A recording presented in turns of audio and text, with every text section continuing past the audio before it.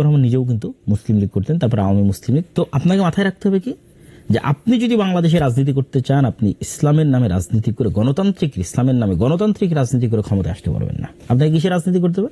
মুসলমানদের রাজনীতি করতে হবে। যে একজন মুসলমান, সে ইসলামের বিরুদ্ধে বিদ্বেষী কোনো কথাবার্তা বলবে না, সেই সিস্টেমকে, গণতন্ত্রের এই কুফরি সিস্টেমকে মেনে নিয়েই এর মধ্যে টুকটাক ভালো মানুষকে নিয়ে আসার জন্য চেষ্টা করবে, সেই রাজনীতি করবে। তা বলবেন তাহলে এই রাজনীতি কারা করবে? দেখেন, আমি যে তত্ত্বের কথা বলতেছি, এই তত্ত্ব যে সঠিক তত্ত্ব তার প্রমাণ ভারতই আছে। ভারতের RSS, শিবসেনা, বাজরাং দল, ঠিক আছে, এরা কিন্তু নিজেরা যেহেতু কট্টর উগ্র হিন্দুত্ববাদী বিশ্বাসী, ফলত তারা জানে যে কট্টর উগ্র হিন্দুত্ববাদ দিয়ে মানুষের ভোট নিয়ে তারা বিজয় অর্জন করে ক্ষমতায় আসতে পারবে না। তখন RSS, শিবসেনা, বাজরাং তারা কি করেছে? তারা তাদের মডারেট হিন্দুদের দিয়ে আরেকটা নতুন রাজনৈতিক দল তৈরি করেছে, তার নাম বিজেপি। বিজেপি একটা রাজনৈতিক দল, এইটা সরাসরি উগ্র হিন্দুত্ববাদ তার মেইন মতাদর্শের মধ্যে আছে, লিখিতভাবে এরকম নয়, বরং তারা RSS কর্তৃক নিয়ন্ত্রিত হয়। RSS কট্টর উগ্রবাদ, তারা বাজরং দল, শিবসেনা কর্তৃক নিয়ন্ত্রিত, তারা কট্টর উগ্রবাদ। কিন্তু বিজেপি তারা সাধারণ হিন্দু, খুব যে হিন্দু ধর্মকে খুব ভালোভাবে মেনে চলে, খুব আল্লাহ মানে তাদের হিন্দু ধর্মের দিক থেকে খুব হিন্দু ধর্ম মেনে চলে এরকম কিন্তু, সতী সাধু এরকম কিন্তু নয়, ঠিক আছে। তো সেক্ষেত্রে এই যে জামাত ইসলাম সহ আর যারা ইসলামের নামে রাজনীতি করতেছে, সেটা ইসলামী আন্দোলন বাংলাদেশের চরমনাই হোক, সেইটা জমিয়তে কি যেন ওলামা ইসলাম একটা আছে, আর অনেক ইসলামের নামে যারা রাজনীতি করতেছে বাংলাদেশে, তাদের সকলের উচিত হবে তারা এরকম সাধারণ জেনারেল শিক্ষিত মুসলমান সন্তানদের দিয়ে একটা রাজনৈতিক দল তৈরি করবে। যেই কাজটা বিএনপি তাদেরকে অতীতে করে দিত, তারা যদি মনে করে যে এখন বিএনপি ছাড়াও তাদের এরকম একটা রাজনৈতিক দলের দরকার আছে, তাহলে এরকম একটা তারা সাধারণ মুসলমানদের এরকম একটা রাজনৈতিক দল তৈরি করবে, যেমন এনসিপি হতে পারে সেই রাজনৈতিক দল, যারা সরাসরি ইসলামী রাষ্ট্র প্রতিষ্ঠার রাজনীতি করবে না, কিন্তু এই দেশের মুসলমানদের, স্বাভাবিক মুসলমানদের যে অধিকার রক্ষার কথা সেটা বলবে, যেমন ওসমান হাদি করত, যেমন আমাদের জুলাইয়ের যে ছেলেমেয়েরা তারা করতেছে।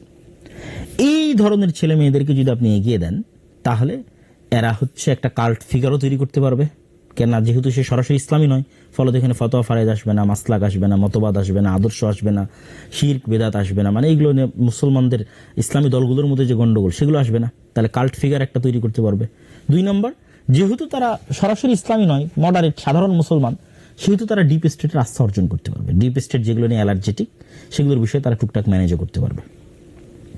ম্যানেজ করার মাধ্যমে তারা দেখা যাচ্ছে ক্ষমতায় যাবে। এবং আপনারা যে মন্দের ভালোটা চাচ্ছেন, যে মন্দের ভালো নিয়ে আপনারা গত 1 মাস যাবৎ ফেসবুক একদম তোলপাড় করে ফেলেছেন, সেই মন্দের ভালোর একমাত্র সমাধান এইটা। সেক্ষেত্রে যত ইসলামের নামে গণতান্ত্রিক রাজনীতি দল আছে, এদের সবকে তাদের রাজনীতি অফ করে দিয়ে দাওয়াতি কাজ করতে হবে। তারা দাওয়াতি ফিল্ড তৈরি করবে, সন্তান তৈরি করবে, প্রজন্ম তৈরি করবে। আর ওই মুসলমানের সন্তানরা স্বাভাবিক, যতদিন অন্তত গণতান্ত্রিক সিস্টেম আছে ততদিন সেই গণতান্ত্রিক সিস্টেমে তারা রাজনীতি করবে। এটি গেল যারা গণতন্ত্রের মধ্যে দিয়ে ইসলামের রাজনীতি করতে চান তাদের জন্য পরামর্শ। যদি আপনাদের ভালো লাগে আপনারা পরামর্শ গ্রহণ করতে পারেন, আর না হলে আমি যেভাবে ফুল স্টপ দিয়েছি এটা আসলে ফুল স্টপ। দেখেন, এই নির্বাচনেও জামাত ইসলাম কিন্তু চেষ্টা করেছে তার ইসলামী রাজনীতির খোলস থেকে বের হয়ে আসার, এটা ছাড়া তার কোনো উপায় ছিল না। মন্দিরে গেছে, তারপরে কত রকমের বক্তব্য, মূর্তি পূজার সাথে রোজার তুলনা, মানে একটা সেকুলার দলের মধ্যে যা যা অনুষঙ্গ থাকে তার সবকিছুই কিন্তু জামাত ইসলাম তার নিজের মধ্যে নিয়ে আসার জন্য কি করেছে? চেষ্টা করেছে। তাহলে কেন চেষ্টা করতেছে? সেটা অবশ্যই ডিপ স্টেটের আস্থা অর্জন করার জন্য, অবশ্যই সাধারণ জেনারেল শিক্ষিত মুসলমানদের আস্থা অর্জন করার জন্য। তাহলে আর ইসলামী দল রাখার কি দরকার? এই কথাটাই আমি বলতেছি, যে এই কাজগুলো যখন আপনি ইসলামের নামে করবেন তখন সেখানে ইসলামও কলুষিত হয়। দেখেন, আমি এবারের নির্বাচনের পূর্বে 2024 যে নির্বাচন এবং 2026 নির্বাচন, এই 2 নির্বাচনে আমি দেশে ছিলাম। যখন কারো সন্তান জন্মগ্রহণ করে তখন কিন্তু তিনি সাধারণ কোনো মানুষ না, একজন মানুষ গড়ার কারিগর।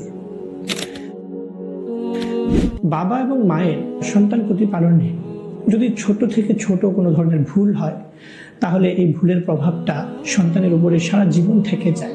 বাবা এবং মায়ের যে আচরণগুলো, প্রতিটা কাজ, প্রতিটা আচরণ, প্রতিটা উচ্চারণ, সব কিছুর প্রভাব সন্তানের উপরে পড়ে।